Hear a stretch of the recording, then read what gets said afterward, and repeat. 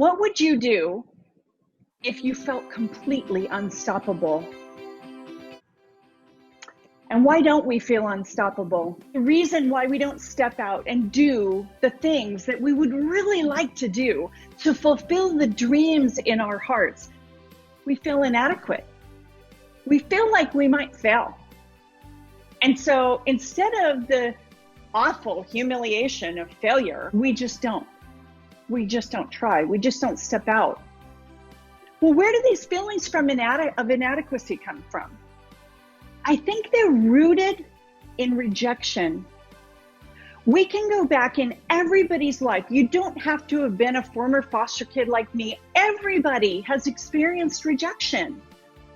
But the reality is that all those rejections that led to the feelings of inadequacy, they're lies. All lies, because you are enough. As a matter of fact, you're awesome. When you find the thing that you were meant to do, the thing that you were created to do, you do it at genius level. And so then those feelings of inadequacy just fall away.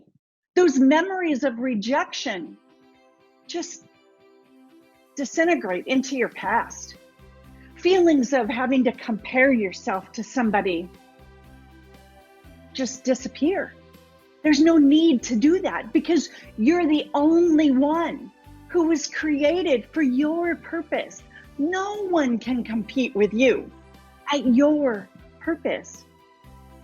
So, how do we get there? These feelings of rejection are there. Rejection is rooted in a lack or a withdrawal of love. The good news is that you can fix that. If it's a lack of love, you just have to get love. Well, how do you get love? The great news is when you give love to others, even when you expect absolutely nothing in return, love comes back to you. I like to say that love splashes up on us when we give it, especially when we give it to people who cannot or will not reciprocate. See, when we put our love into action, when we do something for somebody else, we feel good. We feel better about ourselves, especially when it's something that we do naturally.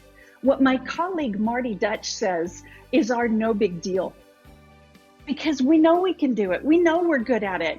So when somebody compliments us on it, it's not like a, fluffy, somebody's just trying to, be sugary with me.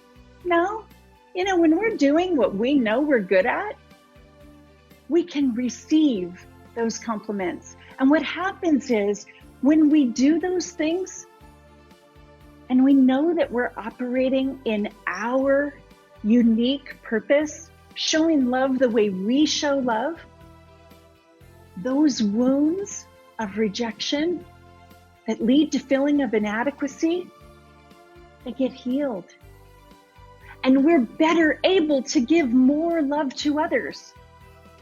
Now, let me tell you, I know that it can be really hard, especially when you're trying to love somebody into wholeness who is wounded.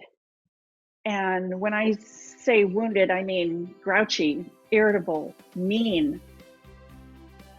Loving somebody like that can feel like pouring water into a bucket that has holes in the bottom.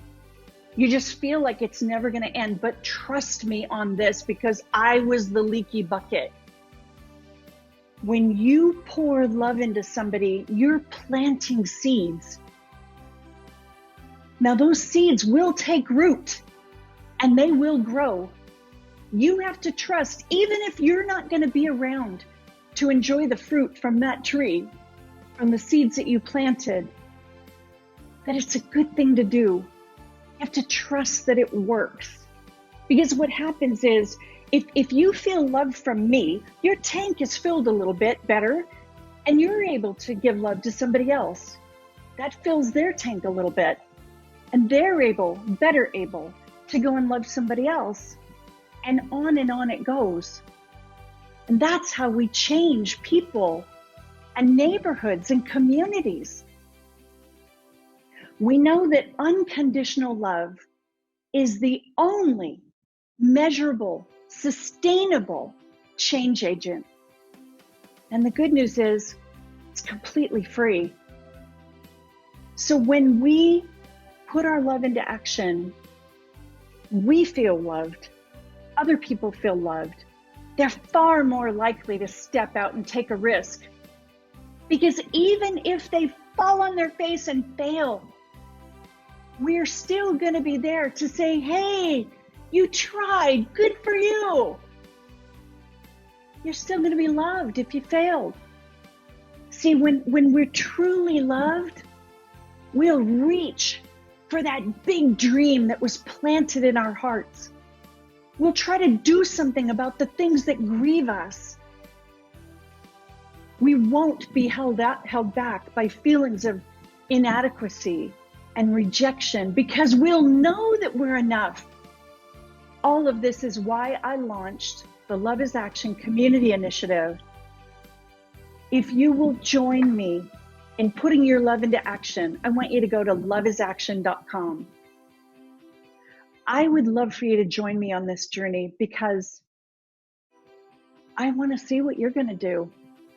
I want to see your purpose fulfilled. I want you to imagine what you will do with the rest of your life.